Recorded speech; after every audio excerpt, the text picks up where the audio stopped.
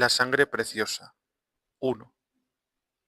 Ha demostrado su amor por nosotros al lavarnos de nuestros pecados con su propia sangre. Apocalipsis 1:5. Creo que en todos los idiomas, al verter la propia sangre de uno, se considera como un símbolo de generosa entrega. Cuando el primer ministro nos dijo que no tenía nada que ofrecernos sino sangre, sudor y lágrimas, empleó una imagen que todo el mundo comprendió. Para el pueblo judío, la sangre tenía un significado especial. Los hacía pensar en una víctima animal ofrecida ceremonialmente, con el fin de procurar para el oferente la liberación de una sentencia de muerte.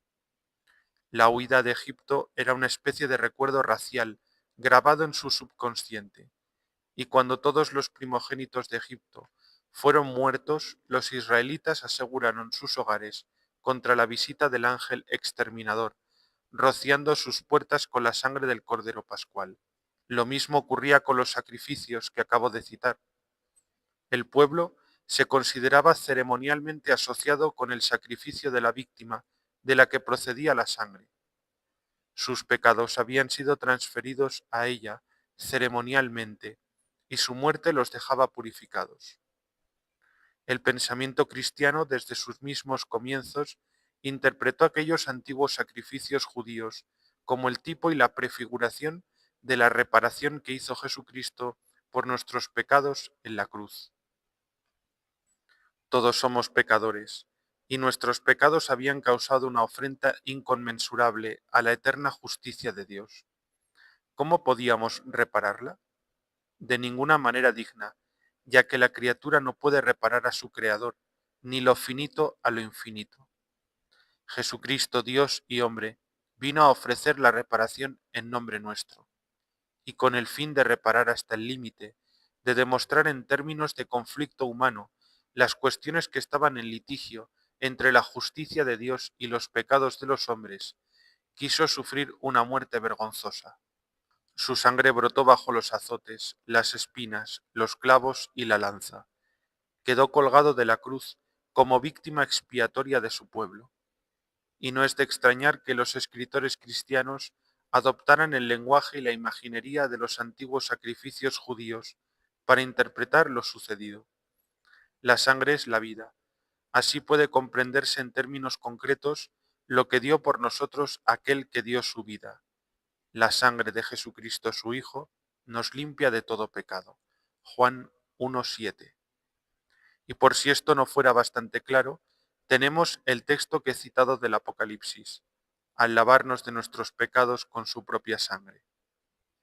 La piedad cristiana se ha apoderado de este versículo y lo ha tratado, preciso es confesarlo, con un realismo estremecedor. En el himno que acabamos de citar se dicen estas palabras: allí, el ánimo desmayado bebe la vida. Allí, como en una fuente, se baña a su voluntad. Del himno Gloria a Jesús del reverendo Caswell. ¿Es este el lenguaje tan solo de la piedad católica o de la piedad italiana? No. Un compatriota nuestro, poeta tan eminente como William Cowper, se hace eco del mismo sentimiento. Hay una fuente allí de sangre ardiente que salió de las venas de Emmanuel y lava el pecador en su corriente las manchas que su culpa dejó en él. Olney Hymns 15.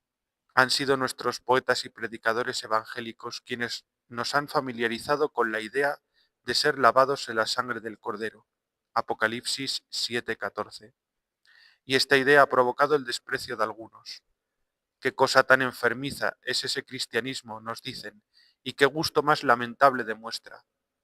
Primero, nos quieren hacer creer que Dios Todopoderoso, en lugar de castigar a las criaturas humanas por todas las cosas abominables que han hecho, se conforma con considerar a Jesucristo, por una especie de ficción legal, como único culpable, y le aplica a él el castigo. Luego, con vuestro regusto morboso por el pecado y el sufrimiento, concentréis toda vuestra atención en el desgraciado episodio de su muerte, en lugar de permitirnos obtener inspiración de su muy notable y noble vida. Después, para dar a vuestros artistas y poetas ocasión para innumerables imágenes de gran crudeza, representéis su muerte en términos de sangre. Y por si todo esto no fuera bastante, nos decís que vengamos a bañarnos en su sangre, con otras metáforas desagradables del mismo género. Os puede extrañar que la gente de sentido común, gente de buen gusto, prefieran oír a la Iglesia antes que ser tratada con ese bárbaro lenguaje más propio del culto de Mitra que del de Cristo. Por favor, guarden la calma por un momento. Vamos a tratar de estos puntos uno por uno. En primer término, si se me permite que empiece por el final, déjenme que explique lo siguiente. Es probablemente cierto que la Biblia no se refiere de ningún modo a ser lavado en la sangre de nuestro Señor.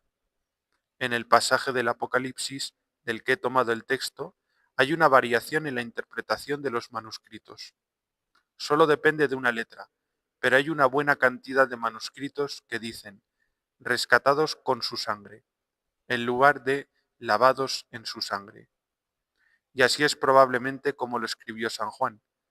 Todo el mundo tiene, pues, libertad para decir que personalmente no le gusta esa metáfora y que le parece exagerada y vulgar. ¿Es posible que la buena religión produzca arte malo? Esta es una cuestión muy difícil de decidir, pero hay una cosa segura, que si los hombres han de asociarse como miembros de una iglesia, habrán de hacerse mutuas concesiones. No podemos esperar que A y B tengan exactamente los mismos gustos en arte y en literatura. Le causará impresión a A lo que B encontrará de mal gusto. Y si mostráis tendencia a mantener vuestro punto de vista propio en esta materia, leed el 14º capítulo de la epístola de San Pablo a los Romanos, en alguna traducción que deje claro su significado. Por lo demás, como ya he dicho, creo que San Juan escribió rescatados y no lavados. Muchas veces en el Antiguo Testamento se nos da la idea de Dios redimiendo a su pueblo, esto es, comprándolo para sí. Y es natural que los cristianos pensaran que nuestro Señor redimió a su iglesia, la compró para sí, para ser solo suya. El precio que pagó fue su sangre, y con su sangre también marcó a su pueblo, como el pastor marca a sus ovejas con algún color característico. Este, sin duda, era el objeto de ser rociado con sangre en la vieja ley. No es que le lavara a uno de sus pecados, sino que le señalaba como miembro de una comunidad separada y privilegiada. La sangre simbolizaba no tanto la purificación como la redención. Entonces, ¿por qué la sangre? ¿Por qué tanto insistir en la muerte? Sin duda, la vida de nuestro Señor tuvo un significado propio. Él vino a la tierra a vivir, no solo a morir. Queremos hacer en este punto más comprensible la doctrina de lo que muchos la consideran. La vida de nuestro Señor en la tierra pudo haber sido reparación suficiente por nuestros pecados, si Dios lo hubiera querido así, aun cuando no la hubiera coronado por la muerte en la cruz.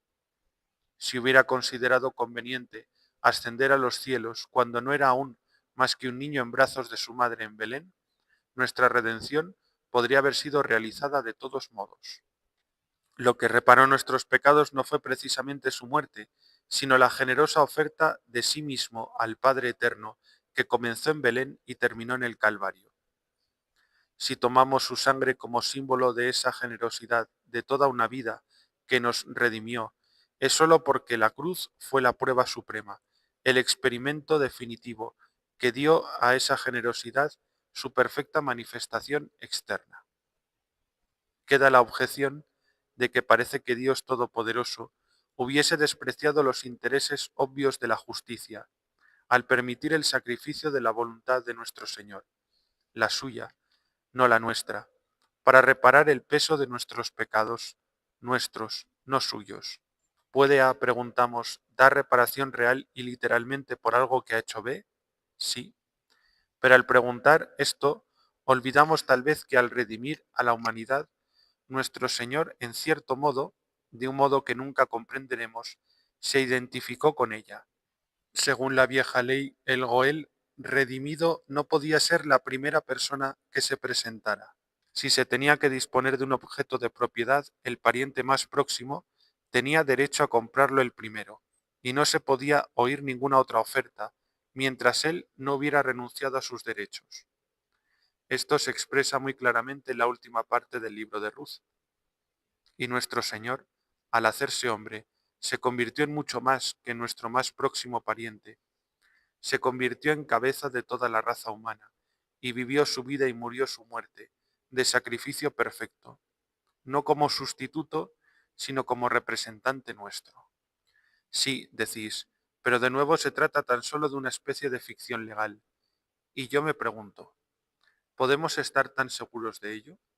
¿No empobrecemos toda la idea cristiana si tratamos de interpretar la relación entre las cosas divinas y las humanas en términos meramente jurídicos? Cuando decimos que nuestro Señor se identificó con nosotros, que se hizo cabeza de la raza humana, ¿no decimos más que una metáfora? En todo caso, la doctrina de la sangre preciosa significa, sin duda, tanto para los católicos como para los protestantes, lo siguiente: que a nosotros se nos hizo una cosa que nunca habríamos podido hacer por nosotros mismos. Si negáis esta doctrina o la oscurecéis, habréis alterado fatalmente todo el contenido del mensaje cristiano.